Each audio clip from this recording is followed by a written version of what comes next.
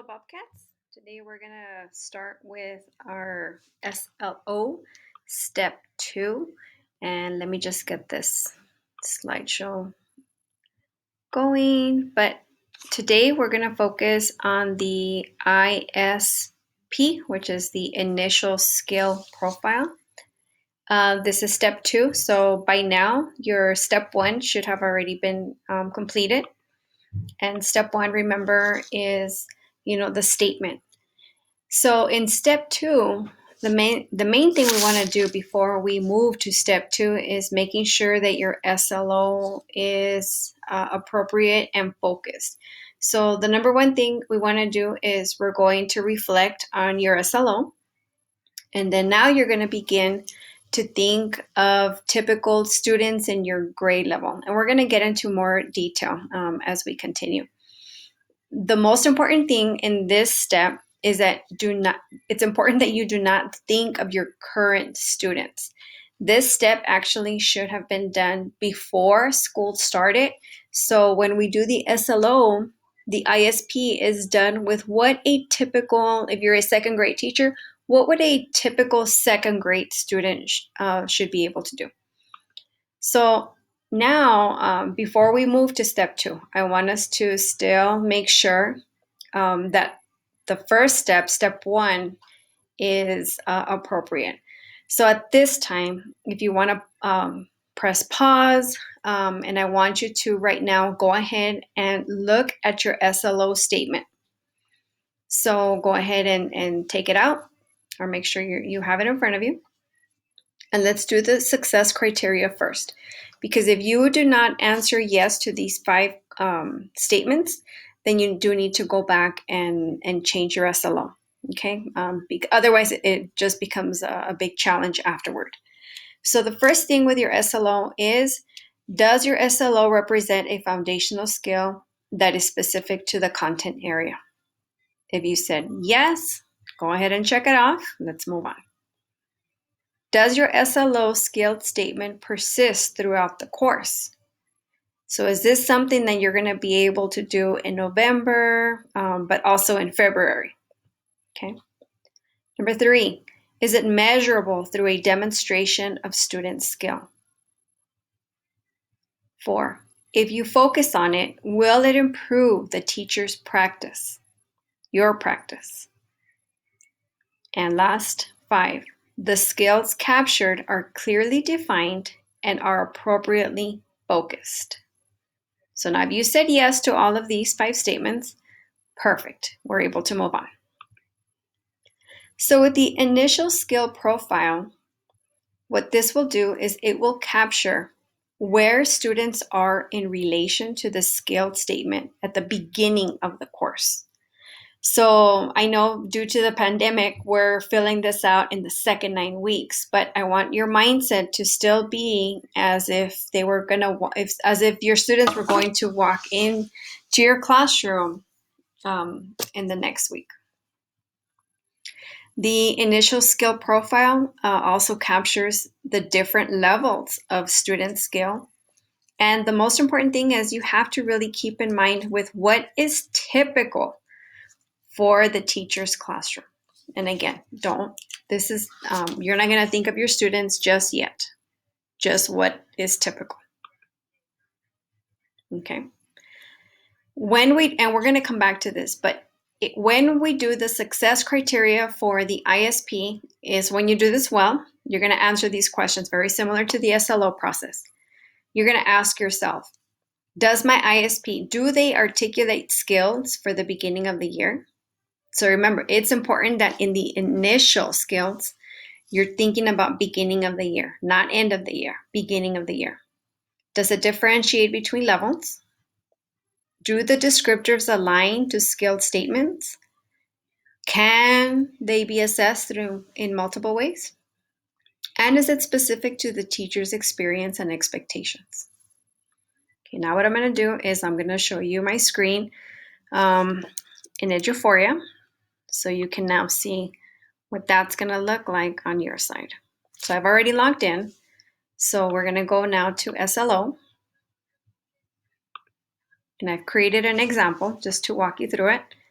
So the SLO for me, my skill statement was students during ELAR should be able to apply inferencing and use evidence to support understanding across all genres.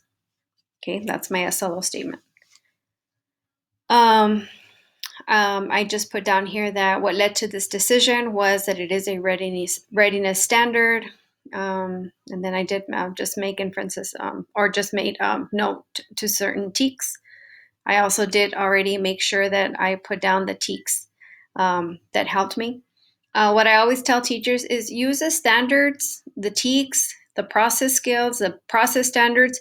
Use those to help you with your language and with your wording. So sometimes it's very challenging, like you kind of were looking for inspiration as to how to write a good SLO statement, but definitely don't break your head. Everything is there in TRS and in the TEKs. So the first thing I did was I always start in the middle with a typical student. So let's review again. I'm going to step 2. What do I think my students will be able to do? This is the beginning of the ISP. So I'm going to just copy and paste the SLO skill focus, which is a statement. Again, for me, I'm doing this as a 3rd grade teacher. Students during ELAR should be able to apply inferencing and use evidence to support understanding across all genres. So for me, I felt that a typical student coming into 3rd grade should be able to read a text, such as a passage, is able to make inferences with 70% accuracy. The student is able to make general inferences, but continues to struggle to make the connections using text evidence.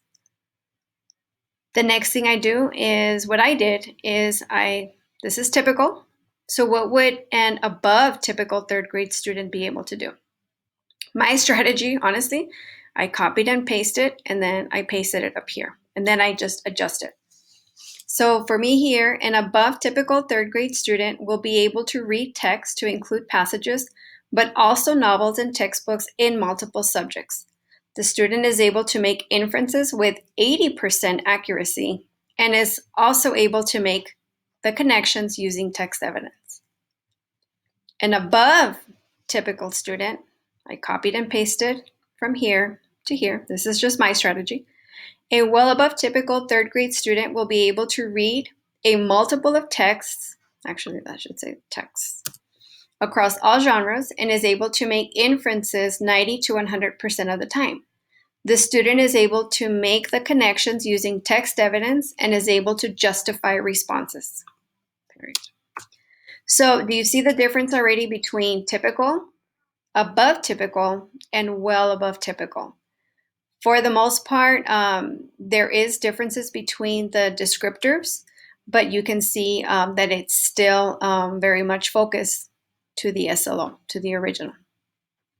Now, I'm going to talk about the below typical student.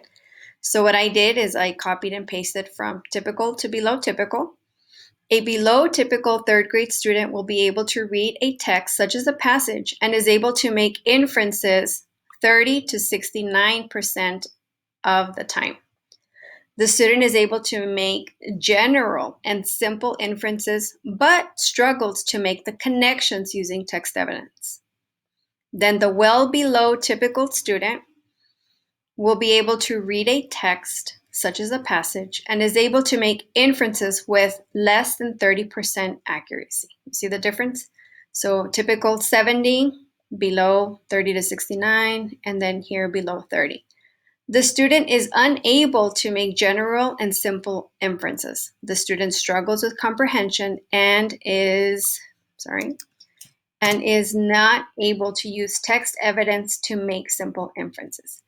So you can kind of see the difference between the descriptors, but really there is no right or wrong way to do it. Just as long that the descriptors do change. This becomes very easy to do as long as your SLO is focused. Okay, so I really cannot stress that enough. So after you do this piece, This took me about maybe 20 to 25 minutes.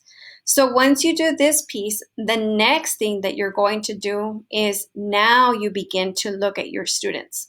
So for example, now take out your rosters and you can now start thinking about individual students in your classroom. So if I'm looking at my student, Manuel, I'm thinking, okay, where is Manuel at? And then I look at the descriptors and I can just start thinking, okay, well, Manuel is actually, right now, he is below typical. So in a class of 22, what you might end up having is you might end up having 7 here. Let's say you have 5, 3, well, let's say 1 here. You have 0 above. Let's see, where are we at? So then let's make this maybe 7. Well, you get the gist. I think you get the idea. So pretty much based on your roster, you want to figure out where your class actually lands. You could actually have 0 above typical, 0 well above typical, 3 here. Let's say you might have 5 and then 10 down here. It really, there is no clear answer. There's no rule that says that you have to have students in the well above typical. I mean, depending on the make of your class, I mean, God forbid, but all of your students could actually be here in the well below or the below, and then a couple on the typical. There really is no right or wrong answer.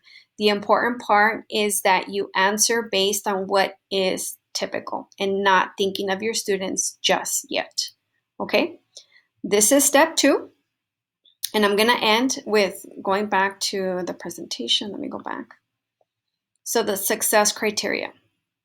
Did it articulate skills from the beginning of the year? Did it differentiate between levels? Your descriptors have to align to the skill statement. It can be assessed in multiple ways, and it's specific to the teacher's experience and expectation. Okay, guys, I hope I simplified it as much as possible. But of course, let me know if you have any questions. Again, we're just going to do step 2. We're hoping to give you a week. All steps 1 through 4 have to be done by October the 30th, but I'm trying to just take you in, step by step versus just expecting the next 3 steps to be completed. Honestly, the next 3 steps are probably the most challenging. So if we get to step 2, perfect. And then we will get to step 3 together sometime next week. Thank you again. Feel free to reach out if you have any questions. Take care.